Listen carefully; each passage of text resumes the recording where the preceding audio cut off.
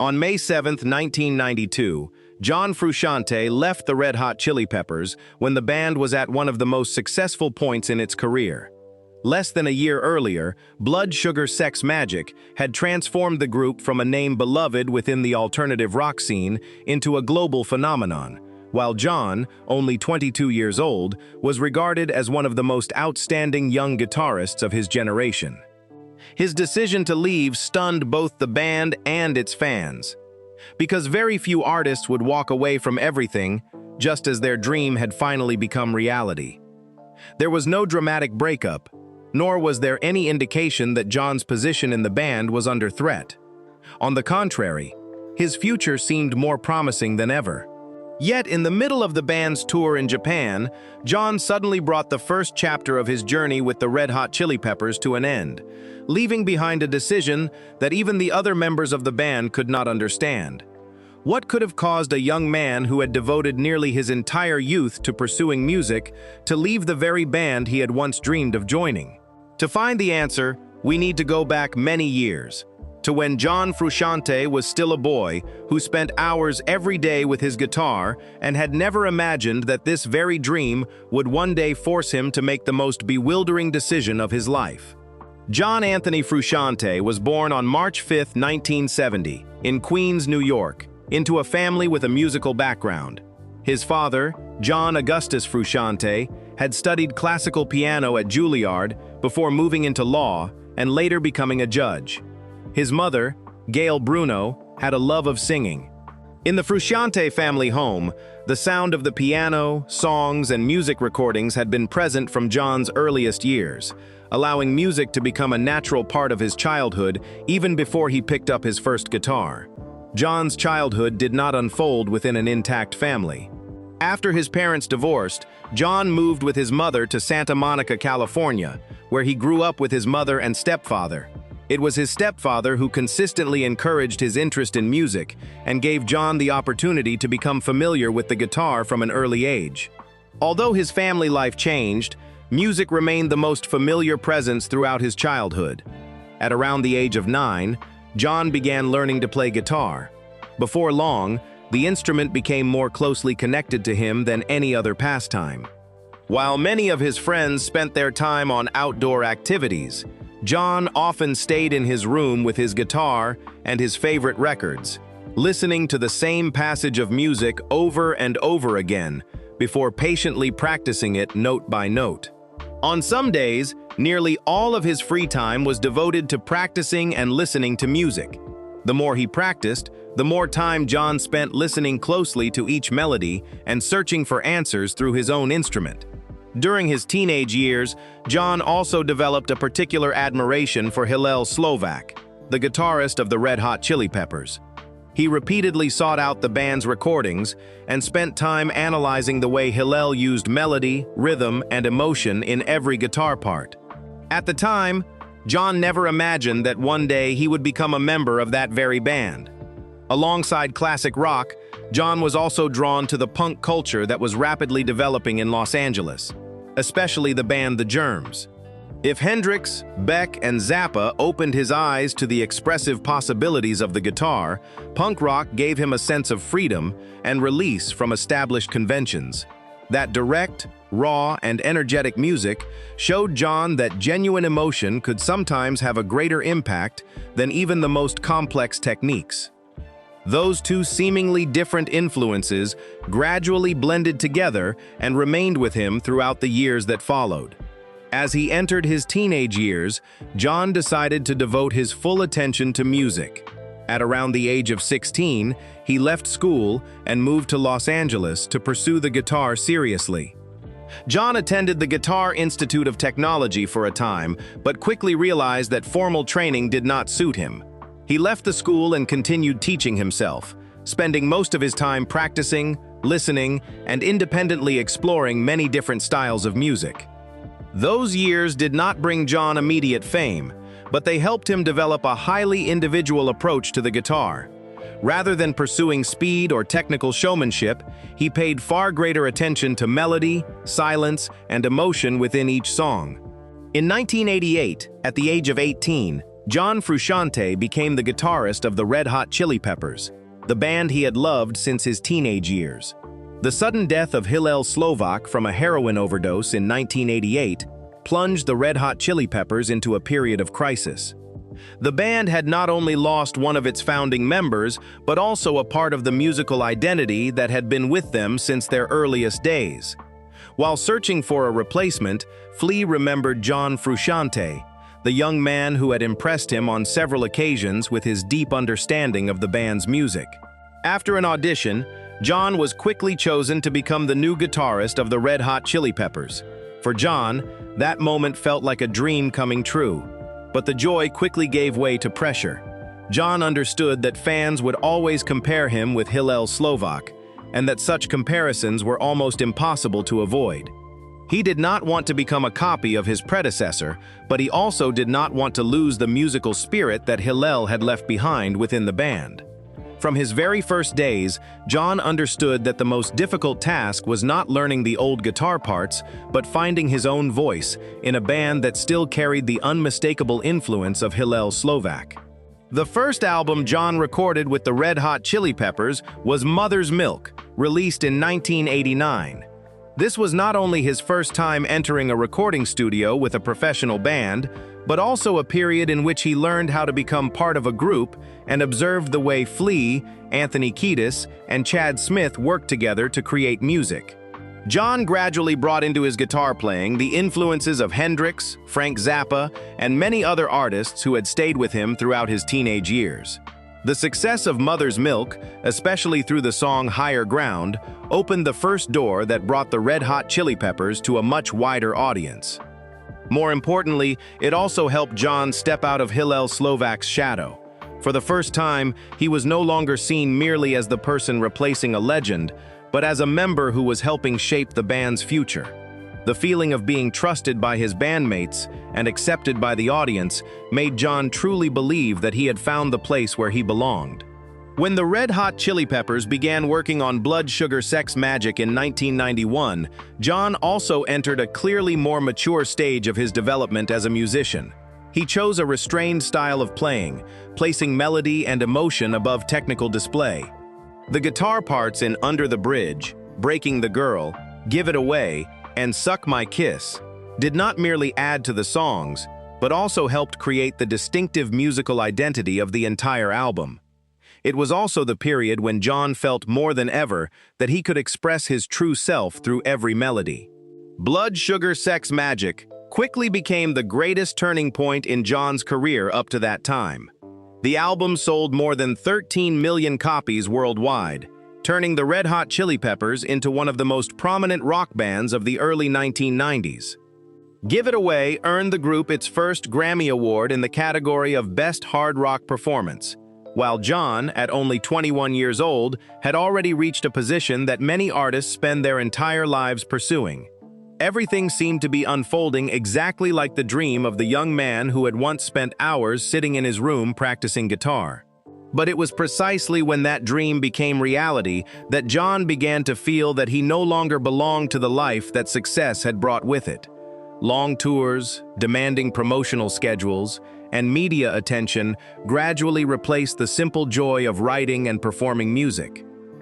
That conflict became increasingly clear during the Blood Sugar Sex Magik tour. In a conversation with Flea, when he was asked whether there was still anything he loved about being in the band, John replied that the only thing he loved was playing music with Flea. He did not want to leave his bandmates behind, but he also no longer felt that he belonged to the world of fame that was surrounding the band. By the middle of 1992, the silent conflicts that had been building inside John finally reached a point where he could no longer continue. On May 7, 1992, John Frusciante officially left the Red Hot Chili Peppers in the middle of the Blood Sugar Sex Magik tour in Japan. The decision, made while the band was at the height of its success, surprised both the other members and the fans. Instead of continuing alongside the band on increasingly larger stages, he brought his nearly 4-year period with the Red Hot Chili Peppers to an end. That decision did not arise from a conflict with Anthony Kiedis, Flea, or Chad Smith. After leaving the Red Hot Chili Peppers, he withdrew from the life of an internationally touring band in order to live at an entirely different pace. Only a few years earlier, John had still been a teenager standing below the stage, watching Hillel Slovak and dreaming of becoming a member of the Red Hot Chili Peppers. By 1992, he himself was the one who deliberately stepped away from the band he had once admired more than any other. Ahead of John were no longer stages packed with audiences, but a turbulent period of life whose full extent he could not yet imagine. Without a demanding touring schedule or performances in front of tens of thousands of people, John spent most of his time at home recording and writing music. He had more time to pursue ideas that had previously been difficult to realize within the structure of a major band. John's music was no longer aimed at creating easily accessible songs or achieving success on the charts, but instead became a space in which he could record his own emotions and thoughts. In 1994, John released his debut solo album, Melodies and Usually Just a T-Shirt. Completely different from the sound of the Red Hot Chili Peppers, the album had an experimental character, featuring distorted guitar passages, unconventional song structures, and a raw recording approach that almost entirely preserved the feeling of home recordings. The work was not created to conquer the market, but rather reflected John's inner world during the period when he had separated from the band and was searching for an entirely different direction. Although it received mixed opinions, the album marked the beginning of John's independent songwriting path after leaving the Red Hot Chili Peppers. However, while his music was becoming increasingly free, John's life began to lose its balance. After leaving the Red Hot Chili Peppers, he gradually became more withdrawn and increasingly dependent on heroin and cocaine. He continued writing music, but beyond the walls of his home, John almost completely cut himself off from the world that had once known him as a promising rock star. This was also the beginning of the darkest period John would have to face. Only a few years later, his condition would leave even his closest friends deeply shocked. After the release of Melodies and Usually Just a T-Shirt, John Frusciante continued writing and recording music, but his life moved increasingly farther away from any normal course. His use of heroin and cocaine became more serious, causing him gradually to withdraw from relationships that had been part of his life for many years. John rarely appeared in public and almost completely cut off contact with most of his friends and colleagues. The doors of his house in the Hollywood Hills were almost always closed, while most of his time revolved solely around music and drug use. His prolonged dependence quickly caused severe consequences for John's health. His weight declined noticeably, and his body became increasingly thin and weakened after years of drug use and an irregular lifestyle. Both of his arms bore numerous scars from a long period of injecting drugs, while many of his teeth were severely damaged by the effects of addictive substances combined with prolonged malnutrition. John's living conditions at the time also reflected that decline. Furniture was damaged, garbage piled up in many corners of the rooms, and everything gradually deteriorated over time. John remained there every day, working on recordings with simple equipment and living almost completely isolated from the outside world. The house that had once been the place where John sought creative freedom also became the place where he lived in seclusion throughout the most deteriorated years of his life. Even so, John never completely abandoned music. Even during the period when his health was at its weakest, he continued recording the musical ideas that appeared in his mind. In 1997, John released his second solo album, Smile from the Streets You Hold. The album clearly reflected John's extreme approach to songwriting, while also revealing his mental state and living circumstances during the darkest years of his life. John later said that he had released the album partly because he needed money, before deciding to withdraw it from the market in 1999 because he no longer wanted it to remain in circulation. John's condition left those who had once known him deeply shocked. Bob Forrest, who had gone through addiction recovery himself and was involved in helping people facing similar circumstances, said that he had never seen anyone fall into a condition as serious as John's. Anthony Kiedis also admitted that there had been a time when he believed his former friend would not survive if things continued as they were. By the end of 1997, very few people still believed that John Frusciante could revive his career. The man who had once stood on major stages with the Red Hot Chili Peppers was now living in seclusion inside a deteriorating house, with his health growing weaker and his career nearly at a standstill. Even his closest friends did not know whether they would ever have the chance to see John as he had once been again. By the end of 1997, John Frusciante's condition had reached a point where his closest friends could no longer remain on the sidelines. Bob Forrest, who had previously overcome addiction and was then helping people facing similar circumstances, decided to find John.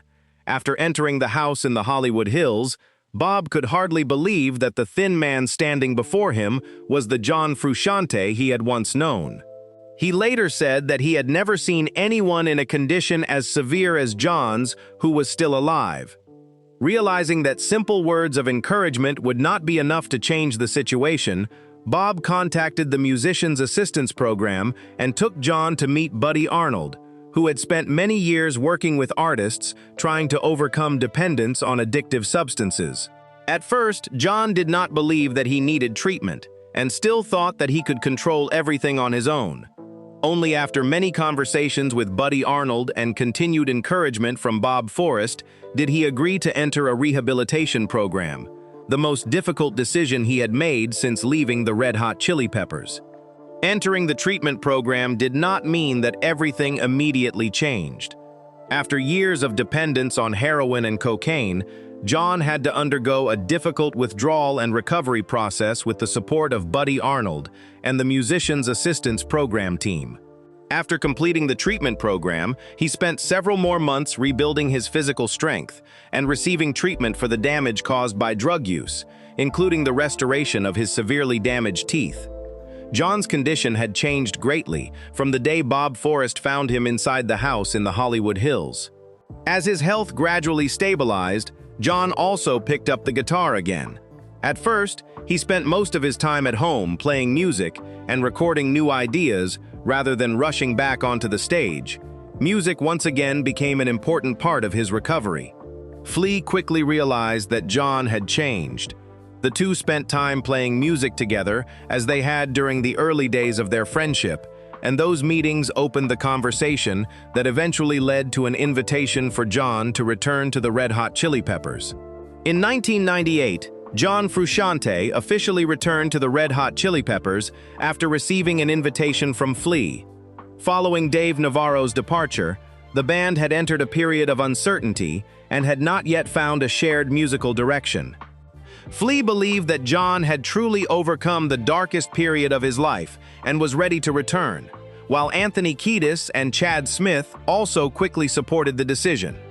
For the first time in nearly 6 years, the four members who had created Blood Sugar Sex Magik stood together in the same rehearsal room again, beginning to rebuild the band almost from the ground up. The first rehearsals quickly showed that John was no longer the 21-year-old young man who had left the group in 1992. After everything he had been through, the way he viewed music had changed significantly. Instead of trying to impress others with complicated guitar passages, John focused more on melody, silence, and the way each instrument could support the others in service of the song. Anthony Kiedis later said that John's return almost immediately changed the creative atmosphere within the band, as new ideas continually emerged during rehearsals that lasted for many hours. In 1999, the Red Hot Chili Peppers released Californication, the album that marked John's return to the official lineup. He played an important role in shaping the sound of the entire album, not only through his guitar parts but also through vocal layers that were arranged with greater care than before. Songs such as Scar Tissue, Other Side, and Californication quickly became major hits, helping return the band to a leading position in international rock. Californication sold more than 15 million copies worldwide and became one of the most successful albums in the history of the Red Hot Chili Peppers. Scar Tissue won the Grammy Award for Best Rock Song in 2000. But the greater significance for John was that he had once again found his place within the band. Only 2 years after leaving the rehabilitation program, the man who had once stood on the brink of death had become the most important factor in the revival of the Red Hot Chili Peppers. The success of Californication opened the most creatively productive period of John's career. In 2002, By the Way reflected John's increasingly significant role in the songwriting process. In addition to handling the guitar parts, he also participated in the arrangements, built vocal layers, and developed numerous musical ideas, helping guide the band toward a softer and more melodic sound. Flea once admitted that it took him time to adapt to the new direction, but in the end, that change helped the Red Hot Chili Peppers expand their musical language while still preserving their identity. John's growing influence also changed the band's songwriting process. Many musical ideas were developed from the demos and arrangements he brought in before the entire group worked together to complete them as finished songs. Alongside his work with the Red Hot Chili Peppers, John continued maintaining his solo career. Over the course of several years, he released 6 solo albums in succession, viewing them as a space in which he could pursue ideas that did not fit the band's direction. In 2006, the Red Hot Chili Peppers released Stadium Arcadium, a double album regarded as the peak of the lineup, consisting of Anthony Kiedis, Flea, Chad Smith, and John Frusciante. During its creation, John continued to hold a central creative role, making significant contributions to the songwriting, arrangements, and construction of the album's sonic atmosphere. Songs such as Danny California, Snow Hey-O, Tell Me Baby, and Charlie showed that the combination of technique, emotion, and melodic construction had reached full maturity after many years of working with the band. Stadium Arcadium reached #1 on the Billboard 200 chart, won multiple Grammy Awards, including Best Rock Album, and was regarded as one of the greatest achievements in the history of the Red Hot Chili Peppers. While the band was at its peak, John gradually began turning his attention toward electronic music, ambient music, and songwriting methods that differed from traditional rock. That shift quietly marked the beginning of a new turning point in his career. After leaving the Red Hot Chili Peppers in 2009, John Frusciante entered a period in which the guitar was no longer the only starting point in his creative process. He spent most of his time studying synthesizers, drum machines, samplers, and many other electronic devices, while also learning methods of music production that were completely different from those he had used before. For John, this was not an abandonment of the guitar, but a way of expanding his language of expression. John once shared that he wanted to move beyond the framework of a rock guitarist in order to search for different ways of composing. Instead of beginning each song with a guitar riff, he experimented with building music from rhythm, sound textures, and layers of electronic harmony. That process forced John to relearn many skills from the beginning, marking the start of nearly a decade devoted to pursuing electronic music. This change was clearly reflected in his solo projects.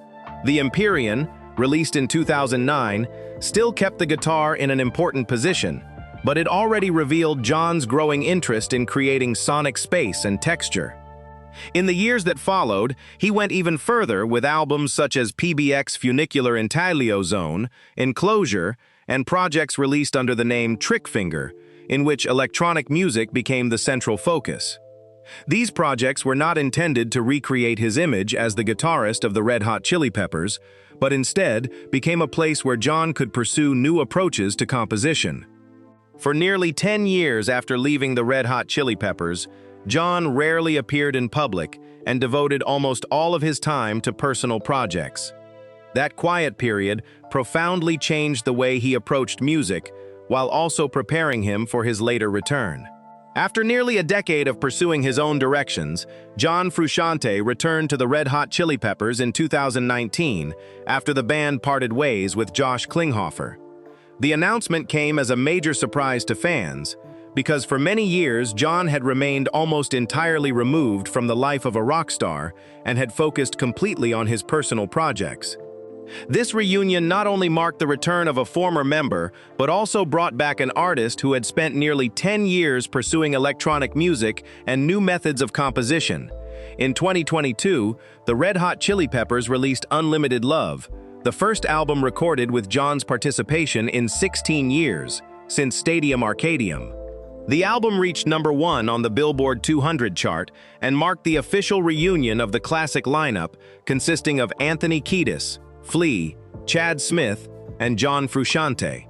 Only a few months later, the band followed it with Return of the Dream Canteen, which had been created during the same recording sessions. The two albums marked John's official return to the Red Hot Chili Peppers lineup, while also showing how the experiences he had accumulated over nearly a decade had given him a new approach to the guitar and to songwriting. Unlike many rock artists of his generation, John Frusciante has never built his public image around fame and has always kept his distance from public attention. Apart from activities related to music, he rarely shares details about his personal life and seldom appears at entertainment events. After overcoming his period of addiction, John chose to live an even more private life and has hardly ever commented publicly on personal matters. In 2011, John married Nicole Turley, a musician, drummer, and producer. Both of them worked in the music industry and maintained a relatively private life throughout their time together. Because they rarely spoke about their marriage to the media, their relationship also seldom became a focus of public attention. The two divorced in 2015.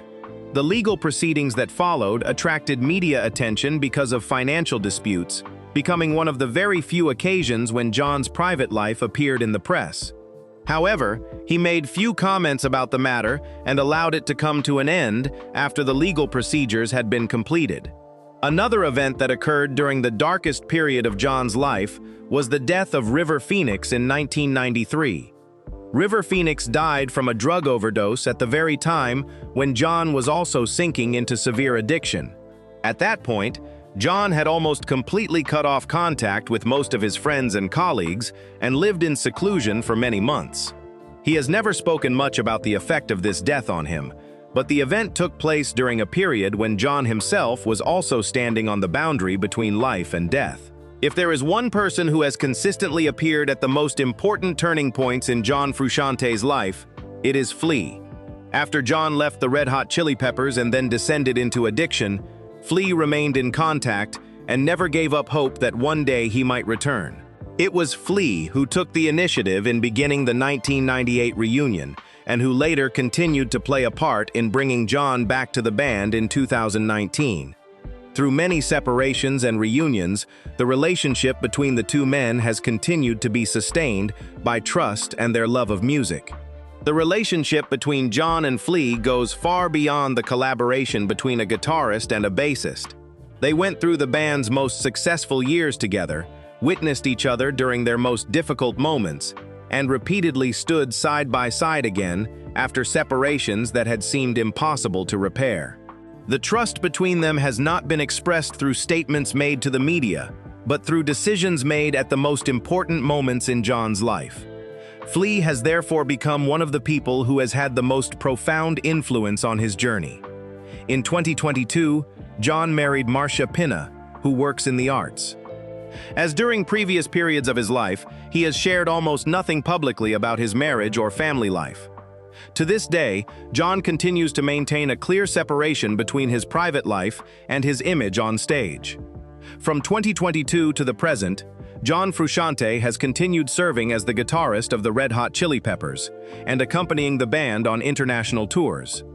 His return was marked by the two albums Unlimited Love and Return of the Dream Canteen, both released in 2022, before the band performed on many major stages between 2022 and 2024. On stage, John has continued to maintain the emotional and improvisational playing style that has become his signature. Alongside his work with the band, John has continued regularly releasing works under his own name. In 2023, he introduced the two albums I and II, his most recent solo works, while continuing to maintain his songwriting activities alongside the Red Hot Chili Peppers. Now in his 50s, John continues to balance his activities with the band and his individual creative path. According to Flea's remarks in early 2026, the four members had begun writing and recording new material at John's house following the albums released in 2022. John Frusciante's legacy has been shaped not only by the familiar guitar passages in the music of the Red Hot Chili Peppers, but also by the way he chooses to serve the song. On albums such as Californication, By the Way, and Stadium Arcadium, John rarely constructed long guitar solos in order to display his technique. Instead, he focused on melody, rhythm, and silence, allowing the guitar to blend into the overall arrangement, alongside Anthony Kiedis's vocals, Flea's bass, and Chad Smith's drums. John's influence is also reflected in the recognition he has received from artists who have worked with him. Omar Rodriguez Lopez, who collaborated with John on numerous projects, including Ataxia and solo albums, once said that John was the person who had raised the standard for the kind of musician he wanted to become. Omar believed that John never allowed technique to limit his creativity, but instead constantly searched for new approaches to music. The two continued collaborating on many projects for more than 2 decades, thereby maintaining a rare creative relationship. He has never allowed himself to be limited to a single style or instrument. Whether pursuing rock, acoustic music, or electronic music, John has always chosen to change rather than repeat himself. John's journey has also inspired many music lovers. His story shows that an artist can pass through the darkest periods of life and still find a way to continue creating. In 2012, the Red Hot Chili Peppers were inducted into the Rock and Roll Hall of Fame. Although John did not attend the ceremony, both Flea and Anthony Kiedis mentioned him in their speeches, affirming that John's compositions and contributions were an indispensable part of the journey that brought the band to that honor. In addition to his contributions to the Red Hot Chili Peppers, John has also had a lasting influence on many guitarists and music lovers. His style demonstrates that a guitar does not need to appear constantly or sound overly complicated in order to become the soul of a song. The way he transforms seemingly simple guitar parts into irreplaceable signatures continues to inspire guitarists and music lovers many years later. John Frusciante has never followed the conventional path of a rock star. At very different points in his career, John twice stepped away from the Red Hot Chili Peppers during very different periods of his life. After many upheavals, John returned not to recover the past, but carrying with him a different perspective on music, on composition, and on himself. From the 18-year-old young man who stepped onto the stage with the Red Hot Chili Peppers to the artist who left and returned many times, John Frusciante has always chosen his own path. Some of his decisions were difficult for many people to understand at the time, but those very decisions created one of the most remarkable journeys in contemporary rock.